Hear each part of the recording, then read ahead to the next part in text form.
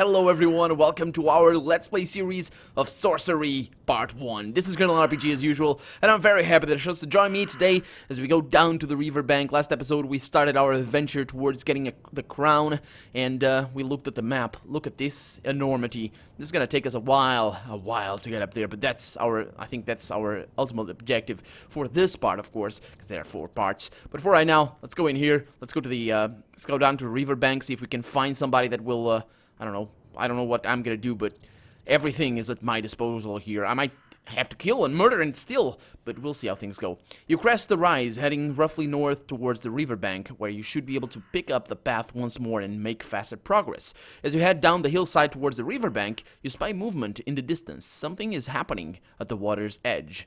Let's wait and watch. You stop where you are and strain your eyes to look. Figures? Men? But they move too fast, flitting across the riverbank like sheets snapping in a breeze. Oh, are these like? I think these are spells. Let's move onwards. Let's be brave here. After an hour's more walking, the movement by the river has resolved itself a little. There are 3 figures moving around by the water, perhaps fishing. There is something quite strange about them. Oh, okay. Let's figure out what it is. What's strange about these guys? You begin to make your way down the hillside. The grass gives out and turns into scree and gravel, with the occasional patch of sharp gores that tugs and snags at your tunic. There is barely earth, just sheer rock. This place is thinly disguised wasteland. Then suddenly your foot slips. You lose your balance. Beneath your feet, the slope has turned into a deep drop, and we're sliding down. You have only seconds to decide what to do. Okay, so the game usually tells you everything you need to know, but there are quite a lot of traps about these. Like, we can die right now. We might die right now. It's a good thing I didn't die in the first episode, though. But we might die. Let's see. So I can stab the sword into the ground. The problem is there is a lot of rock around here, so that might not work. I might break the sword or something like that. Try to fall, well, or cast a spell. Let's cast a spell, but what spell? I think that's going to be our best course of action here. It's going to use up a stamina, but, well, it's let's see. So we got hot, that will create a fireball. We got F, what is that one about? Fall? Oh, I think that might be it. Float in air. Huh, yes, I think so. I very much sink? No, I hope I won't. I'm falling towards the river. Yes, I think that is the correct one. So we got Zen. Requires a jeweled medallion. Okay, yeah. Just looking at our options here. And we got ourselves some hot as well, I think. Or how? What? How? Find safe passage. No, that's not gonna work. Or maybe it will.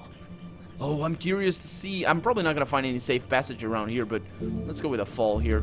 And float in the air, because that's what I want to cast. You cast the enchantment quickly, and feel it work as you rise an inch or so from the painful gravel below. You are still falling, but much more slowly, and indeed, when you land by the riverbank, it is with a gentle, cushioned thump. But the noise of your fall has attracted the attention of the creatures by the water. 2 of them are now either side of you, long sting-like swords drawn. Their heads are cocked a little to one side. One of them steps forward and speaks in the common tongue. "What are you, careless creature?" I'm a great warrior." The creature laughs. "A great warrior? Doing battle with your own feet. Where were you?" Were you? Yeah, well, let's laugh. Maybe they're friendly. You laugh as well, from the shame and from relief. "I'm lucky I'm still alive," you agree. "I've seen luckier," the creature replies, its voice still waspish and cruel. Should we fight here?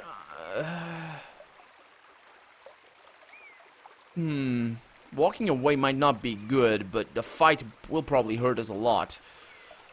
I think walking away here is gonna, let's see, you nod to the creature. "I need to be going," and make to step away, but they close up in front of you. The leader draws a second sword from his belt.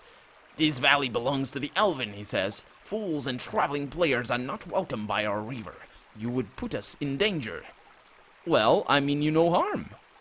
"Harm? What do you know of harm?" the creature replies hotly. "Have you lived to see your village overrun by goblins? Have you worked to turn your own homes into death traps to catch marauders? We Elven are creatures of the sunlight, moved into shade by the weakness of your king Analander, the king who lost the crown, and we will suffer for it." "Well, I go to recover that crown, actually." Oh, they didn't like that. The creature shakes its head. Then we are all doomed. A champion who cannot even climb down a hillside. We would do better to skewer you now while you still breathe. The creature flashes those twin blades. There is no time for magic. Very well then, you will face him in combat. Okay, so I am pretty sure he's gonna attack right off the bat. His stamina is pretty low, so I'm just gonna defend. He did defend as well. Okay, so at least I'm gonna be given a chance to see what he's gonna do next. Now I will teach you why the Elven have such a fearsome reputation, the creature declares. He drops back, using both his skewer-like swords to cover himself. You drop into a defensive crouch. The two of you watch each other patiently. The Elven shifts left. He's going for a feint. So I believe if I go for a full attack, I did overpower him. Perfect, yeah. Usually when they shift or when they do something like, you know, like feinting or doing something like that, feigning, I think it doesn't have a T. I don't know how that word is pronounced. But usually when that happens, it's usually because they're going with a low attack. So enough of this. Splashing forward through the shallows, you ready a heavy swing, good to cleave him in twain. But he has enough balance to turn and deflect most of the force of the blow. The Elven is badly bruised. He narrows his thin eyes for a strong blow. Okay, so he's not gonna be. I think he's. Yeah, I'm gonna need to defend here. Let's see. Yeah. I was gonna lose that. You drop back to the rocks, raising your sword to protect your body. The Elven glides towards you regardless. You toss his cutting double swipe aside, leaving him panting. You are safe. He glides a little way up into the air. Okay. Is he a flying creature? Let's go for a cut here. It might be a bad move actually, but I think he's gonna go for a small attack. No, we went for the defend. Okay, you feel a bloodlust upon you. You spin around, bringing your sword backwards across his skull, but he glides back until he is above the middle of the river. You stagger and stumble below your depth before you realize, and the monster laughs. But still, you have drawn a little bit of blood. The Elven gasps, then giggles maniacally. You see blood trickling from under his mail shirt.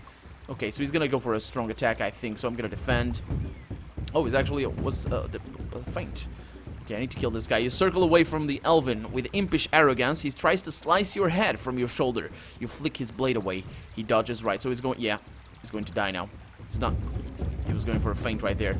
And he's down. You sense an opening. Leaping forward, you strike with a heavy downward blow. The Elven gasps his last as you run him through. Yeah, there we go. Pretty good. As you wipe your sword on the tunic of the creature that creature, you see the second creature gesturing to something behind you. Wait, weren't there 3 creatures by the riverbank before? A moment later, something strikes you on the back of the head. Then everything goes black. Oh, lovely. We just got captured. Did we get killed? Yes, we did not. Oh no, we did not. So we need to go up there. We need to do it ourselves, but it's gonna be fine. It's all gonna be good. See what they want to do with us. Still halfway between sleeping and walking, you feel the presence of your spirit, the baboon, close nearby. Its form. Oh, it's a baboon now. Yeah, it changes up here.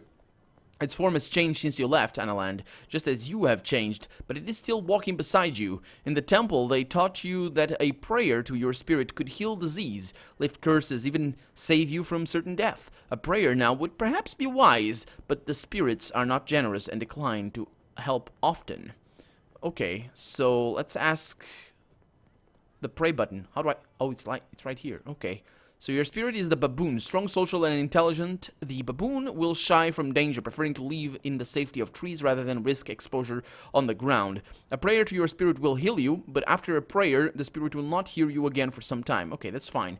I think I might need... That's actually good because I am going up on stamina. I think it's because I'm getting adapted to things here. Let's pray for healing. Oh, that wasn't too much, though. That was 5. That's nice.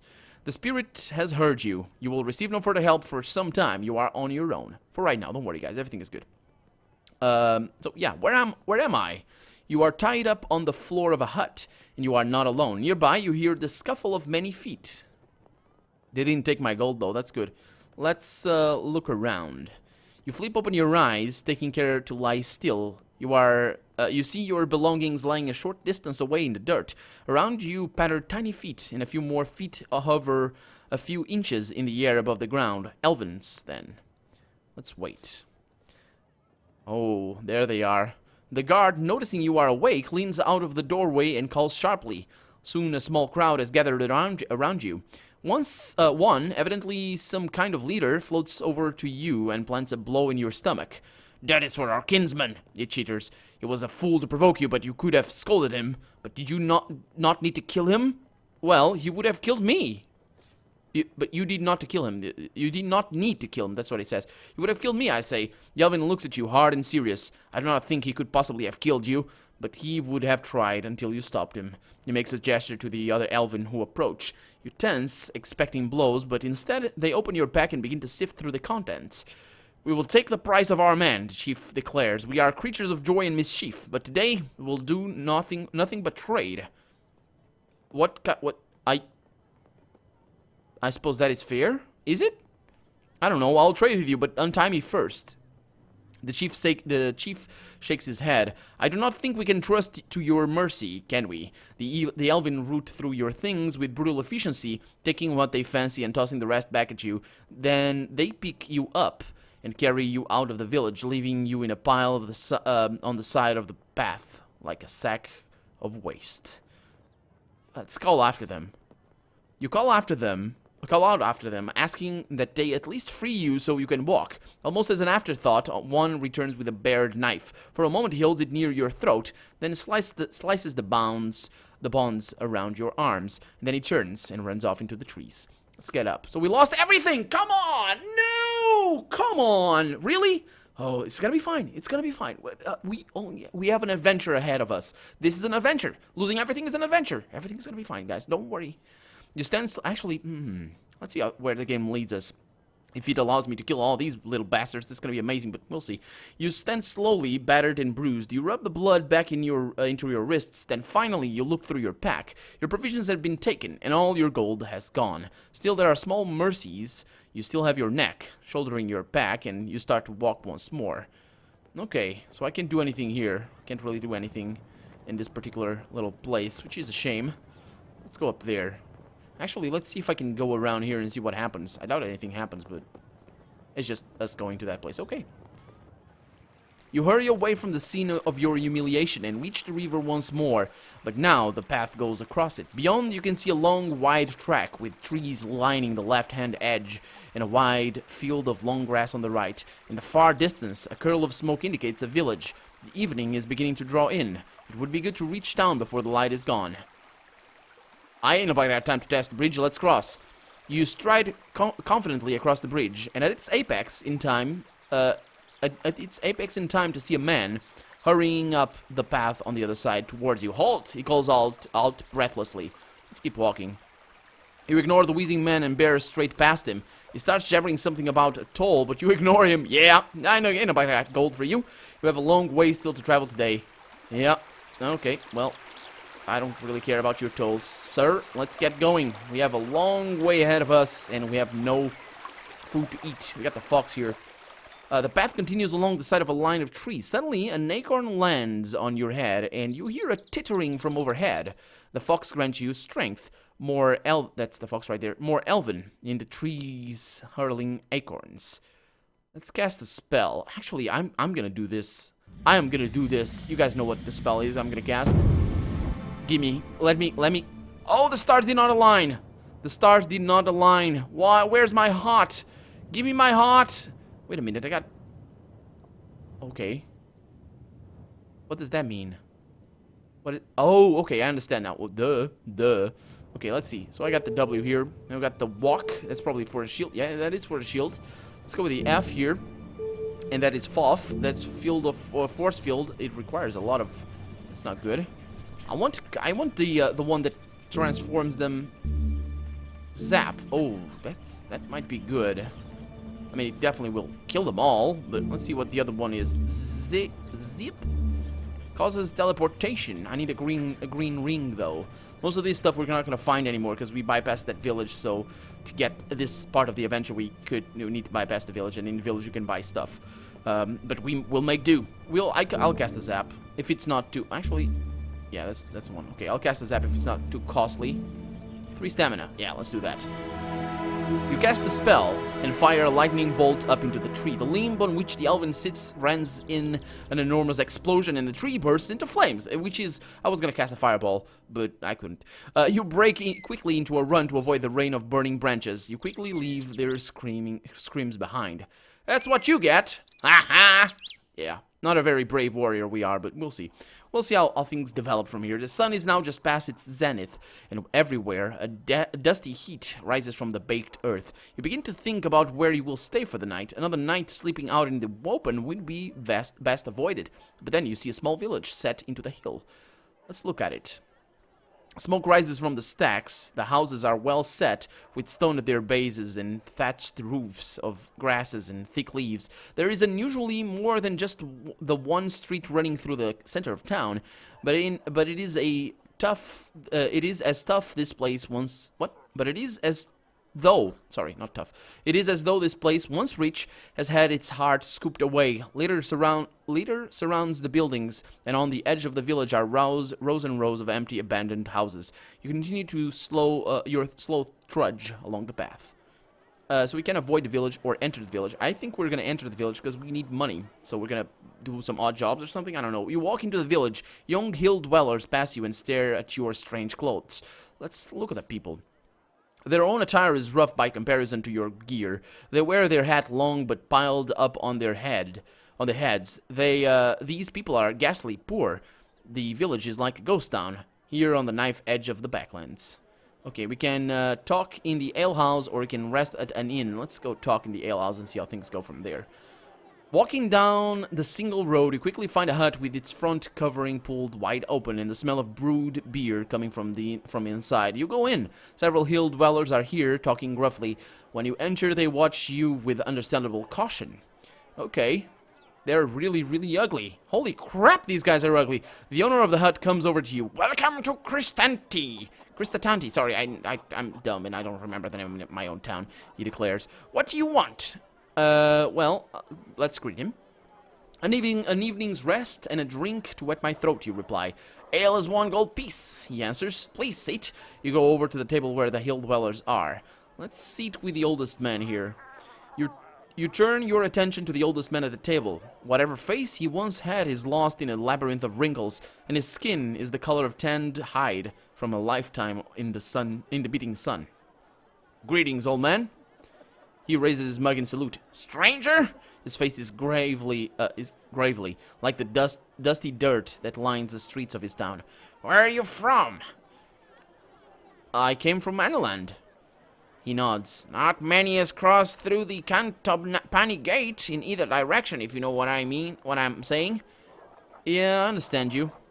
He grins and picks his teeth with a fingernail. They say there is a war coming. Something to do with a crown. Well, not if I can help it. Is that so? Replies the canny old man. Well, seems like you should be drinking on the house tonight, for the good of all of us. Chanty, he calls the innkeeper over. I'll cover this man's ale. Oh, it's really appreciated, man. Really appreciated. You reply, raising your cup to him. You sip your beer. The old man exchanges glances with the younger man sitting opposite. So tell me about the area. Can you tell me something about this region? You ask. Cristatanti? Certainly. I'll tell you that around here, we're always glad to help out strangers. Oh, really? Huh. Tell me what lies beyond this town. Beyond Cristatanti, there are 2 paths, he says. One takes you past Aliana's home, and you will need your wits about if she's there. The other leads up into the hill and Liaki, domain of the Great Ones. Either way you choose, I wish you best of luck in Sindla I wish you the luck of Sindla on your journey. Who's Sindla? God of hopeless causes, the man replies and laughs. The crowd in the inn is starting to thin out. You finish your beer in a single draught, I think, and get to your feet. You make to leave the inn with a wave back to the old man who bought you your drink. You step outside. You look this way and that, trying to decide what to do next. When you realize the old man has joined you once more, he grabs your shoulder and presses a fruit into your hand. Bomba, he declares through fermented breath. I grow them myself. Good for the stomach. He pats your belly and walks away, swaying slightly. He just gave me a ration. This guy's amazing. You turn the old man's gift over in your hands. It is a thick, rinded fruit that keeps well and will be highly nourishing when you decide to eat it. Its only drawback is its incredible weight. It's now evening and time to sleep. Yeah, we're probably not gonna be able to sleep here. Yeah, let's go to the inn though, because we don't really have. There's no downside to that. You stop a passerby and ask for an inn, and they lead you there directly. The woman who runs the place stands in the doorway with her arms folded. "Are you from the king?" she demands. Yeah, I'm on a mission for the king." Taxes?" she replies quickly. "No." The woman narrows her eyes at you. "This is the guest house, the best in Cristatanti. Only guests stay, and any guest of mine knows it costs me 3 gold pieces to host a man overnight, and 2 to feed him. But it's all between friends. You do not have enough money for either. Well, I'll go elsewhere, I guess." She shrugs, not appearing too upset by your decision. You creep off to the edge of the village. Yeah, we're gonna need to sleep outside. There's dogs barking in the night already. Yep. Let's go. The cover of the forest is dark, and the ground is thick with fallen branches, mud, and briar. You walk for nearly an hour more, and then you pass a large tree atop a great fist of curling roots. It is a perfect spot to sleep. Let's sleep without eating. You forgo eating. You settle down to sleep. It will not be an uninterrupted night out here under the stars surrounded by beasts, but you will still feel a little bit better for it. Halfway through the night, you wake suddenly. A roach pig, oh, we're gonna eat, has sunk its teeth into your, no, don't eat me, into your leg, and is quietly sucking at your blood. Oh, that's not, let's draw my sword. Holy crap, that's not a, what the hell is that? That's a boar. That thing is bad. Okay, he looks like he's gonna attack. I don't think he changes this thing, but I'm gonna defend. But that said, should I go for maximum one? Let's go for charge right off the bat. He's not that strong, so I might... I still haven't killed him, but he's not that strong, I don't think. The pig gnashes its teeth as though hoping to scare you into lying still while it feasts.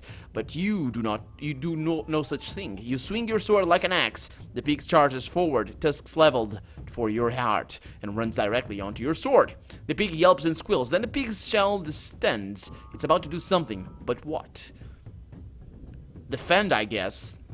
But it doesn't matter what he does, because I'm too strong for him. I don't think he'll be able to, yeah, he'll not be able to do anything. He defended, yeah. You batter the roach pig back, cutting it down, but most of the blow bounces off its chitinous shell. It grunts, but it is built to survive the impact of collapsing trees. It feels nothing from your blow. Well, it did feel 1 point, but I'm not going to do anything. I'm going to defend here. Hopefully he defends. And he doesn't. Okay, just lost 1 stamina. That's okay. You drop your guard down low. The roach pig charges you, growling and huffing. His shell is drawn up. So he's going to defend again. I'm going to go with a small one. Yeah, there it is. And now I overpower him. And we got this. Readying your sword, you attack, slicing across the creature's face, but the force is deflected by its hard back. The pig whines pathetically. Let's see what he does. There he goes. You bash the roach pig again, charging forward, sword biting for blood. The creature squeals so loud you think your ears will burst, and then it falls back, hitting the earth with its hard shell and raising dust. It is, quite suddenly, quite dead. The trees fall silent once more. And decent dwelling, it said. Why? It was fine. You carry the carcass a short way away from your camp so that you will not be overrun by rats and ants. Then, wiping your blade on the grass, you settle back down to try to go back to sleep. Your dreams are vivid. You feel yourself tied up, surrounded by snickering faces. Thin creatures with long fingers are picking at your pockets and the stitching of your clothing. You feel magic boiling inside you, but it cannot be released. Meanwhile, the food in your bag is rotting, wet through the sweat of your back. And in the distance, a deep voice is booming with laughter. The long, cruel fingers of one hand are curled around the metal frame of a crown, and with the other, he beckons you forward, as if into a trap. Okay, so let's go beyond Cristantanti, and I'm still mourning over the loss of my items. Really, guys, I am, but... well, you should get the game for yourself, and you should get your adventures yourself, and I'm gonna get my adventures myself later, after I'm done with my playthrough, of course, because there's just so many possibilities, and I am almost certain, I mean, if I were designing the games, and I'm pretty sure that, I'm almost certain that there are items from Part 1 that are gonna be needed in Part 4 and Part 3 and later on, and skipping the first town, that was... I think that was a bad decision. I know that they sell stuff over there. Losing our gold, not as much. Not as much. But, well, that was nasty. You wake early and sit for a moment, in no great hurry to leave this place where you have lingered so long. This is now the third day of your journey, and the muscles in your legs are feeling lean and strong from so much walking. You spend a short while enjoying the peace, then unhurriedly collect your possessions, which are none. It's a fruit. Where was I? Yeah, and set off along the path. Oh, I hear horses. No, that's not a horse. Kristatanti is surrounded by several miles of fields. It sits in a well-protected ring of hills and is close enough to the river to be reasonably prosperous. As you follow the path between lines of sun-baked crops, you come to a fork in the road. The right-hand way leads past a set of outbuildings, while the left heads directly back off into deep woodland. So one of them is going to lead us... I think I'm going to go to the left. Let's go into the woodland, because... So, enter the woods. Isn't that... So that's Dumpus. Okay, this is ruined. This might be treasure, might be special items and stuff like that. I don't know. I don't know which choice I should make. Let's look at the map. Let's see. So if you go up here, it's probably going to allow us to go through the mountains or something like that. Which looks like a cool adventure. To be honest, I don't really want to deal with crazy people, because these guys were actually quite friendly. So I don't think these guys, the rest of the people, are going to be too friendly here. There's a lot of people around here. You can hear them talking in the background. Let's go between the buildings. Let's go that way. Let me also drag my thing over here. There we go. You glimpse a few people at work by the buildings. There will be precious little company on your journey, so you should take it while you can. Approaching a low wall, you see a blind beggar sheltering in the shade with his hand held outstretched. He hears your approach and clings his finger. "Alms, would you, for love of Sindla, alms?" "Well, I have none to give." "Yeah, you tell the man," and then he nods twice. "No one ever does. Strange how you're all well fed, while I'm still hungry." You walk on. Oh, well, I'm well fed because I have nothing to... I don't know. You walk on. A little further up the road, an ox cart trundles towards you. The driver lifts a hand. "You want a lift, do you?" he calls. "I see you're walking, and I'm headed this way." Let's look at the driver. The driver of the cart seems honest enough. A dark-skinned farmer, probably tough enough to pull the cart himself if he had to. "Are you getting in? I don't have all day," he cries. "Yeah, let's get in." You stop aboard the cart and the driver whips his oxen into a trot. "So where are you headed?" he asks as he negotiates the corners and pit holes in the rugged path. "Trader, I'm guessing, by the looks of you. Off to Carre to sell them weapons. I hear they're buying them." "Well, I'm no trader." "No?" The driver regards you with interest. "A bit too well-tooled for a trader, perhaps. There's bandits out there, but not so many as to need a one-man army to get about, rather than a carriage. So, what's your journey about? You getting out of Analand before it's too late?" "Too late for what?" "Ah, they say the king has lost his power. They say he's not holding down the law anymore. Soon, Kristatanti will be most civilized place in the whole of Kakabad. That's what I heard." Well, the king is weak." "Lost the crown, didn't he?" The cart jumps a dip in the road. "That's what they say. He lost the crown, and there's going to be a war." The driver looks sour. "Though war suggests as we might be able to fight back, and it's not going to be like that, is it? Not with the crown." "Well, nothing is certain, man." The driver looks at you with a new respect in his eye. He glances at your sword, your backpack. "You're traveling alone?" he asks, then nods. "I see. May Sinlo watch your footstep, then, my friend." And he nods and turns his face to the road and drives on. After half an hour or so, he reaches a wide field thick with vegetables. "This is my stop," he remarks. "Well, thank you for the lift, man." "No trouble," the driver replies. He jumps down.